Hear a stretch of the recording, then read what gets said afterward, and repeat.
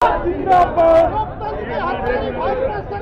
मुर्दाबाद मुर्दाबाद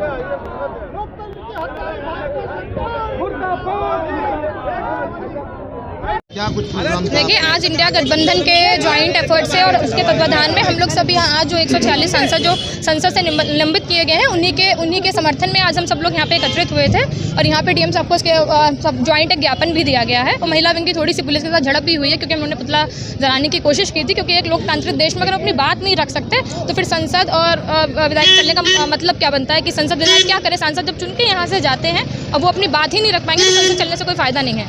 बहुत दिनों बाद समाजवादी ने कोई ऐसा प्रदर्शन किया है? नहीं, ऐसे आगे प्रदर्शन आप देखते रहेंगे। समाजवादी पार्टी हमेशा संघर्ष करती रहती है, चाहे महिलाओं का। हम लोग तो हमेशा जमीन पर ही आंदोलन करते रहते हैं। ये आप लोगों ने कैसे कह दिया कि बहुत दिनों बाद आंदोलन किया है? समाजवादी पार्टी हमेशा आंदोलन करती रहती है। देखिए, जिस तरीके से संसद को और संसदीय परंपराओं को जिबह किया जा रहा है, जब हिंदुस्तान एक निर्णायक मोड़ पर खड़ा है, ऐसे मौके पर संसदीय कारगुजारियों की बहुत सख्त ज़रूरत थी। विपक्ष का काम सरकार को पारदर्शी बना के रखना है। ये सरकार डरी हुई है और उस पारदर्शिता से बचने के लिए इन्होंने ये सब कांड किया है। और ये इसलिए बहुत महत्वपूर्ण हो गया है क्योंकि 15 तारीख को जयशंकर जी का स्टेटमेंट आया है कि भारतवर्ष को और इंग्लैंड के बीच में मुक्त व्यापार समझौता होने जा रहा है। हम सभी लोग जानते हैं ये मुक्त व्यापार समझौता एक तरीके से हिंदुस्तान में ईस्ट इंडिया कंपनी को दोबारा से डिसाइड कर देगा। 1877 में इन्हीं कंपनियों ने, जब कोई नियंत्रण नहीं था इनके ऊपर, कुल हिंदुस्तान का गल्ला खरीद लिया था और करोड़ों आदमी भूख से मर गया था। हमें डर है कि उन घटनाओं की पुनरावृत्ति होने जा रही है। हिंदुस्तान की खेती चौपट होने जा रही है। हिंदुस्तान के किसान, मजदूर, नौजवान, महिलाएं, जो भी संघर्षशील लोग हैं और सम्मान से जीना चाहते हैं, उनकी ज़िंदगी प्रभावित होने जा रही है। ऐसे समय पर संसद को जड़ करके उसको खाली रबर स्टैंप की तरह इस्तेमाल करने का मतलब यह है कि देश में तानाशाह जन्म ले चुका है। और आज उस तानाशाह को जवाब देने के लिए पूरा विपक्ष इकट्ठा हुआ है। और ये तो हम बार बार कह रहे हैं, ये तो अभी शुरुआत है, ये तो अभी अंगड़ाई है, आगे और लड़ाई है।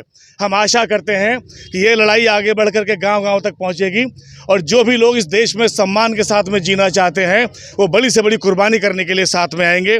हम इन्हीं सभी लोगों के साथ में, इन सभी के साथ में आज यहाँ पर मौजूद है। डीएम को ज्ञापन दिया गया है। हम आपसे भी सहयोग की मांग कर रहे हैं।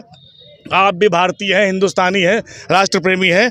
जिन परिस्थितियों पर हिंदुस्तान को चलाया जा रहा है वो साफ जाहिर हो गया है कि बहुराष्ट्रीय कंपनियां हिंदुस्तान की मालिक बन के काम कर रही हैं और जो यहाँ के चुने हुए नुमाइंदे हैं उनको मजबूर और लाचार और बर्बाद करने का काम किया जा रहा है और संसद को भी जड़ बना दिया गया है। हम ये लड़ाई लड़ेंगे और निर्णायक मोड़ तक पहुँचने तक लड़ेंगे। 2024 को लेकर ये तो आप सब लोग जानते हैं, पूरा देश देख रहा है। लोकतंत्र के द्वारा चुने हुए जनप्रतिनिधियों को निलंबित करना, 1 हो 2 हो 3 हो, आपको बिल चोरी चोरी पास करना है, निलंबन का बहाना है। कभी 38 हुए, कभी 39 हुए, 142 हुए, 146 संख्या पहुंच गई है। तो इस लोकतंत्र की हत्यारी सरकार के विरोध में संवैधानिक तरीके से आज धरना प्रदर्शन किया गया है। ये इंडिया गठबंधन का पहला सांकेतिक धरना रहा है। आगे जो भी काम होगा अब हिटलरशाही देश से बाहर करनी पड़ेगी। संविधान की सुरक्षा के खातिर इंडिया गठबंधन लड़ने मरने नहीं, ऐसा कुछ नहीं था।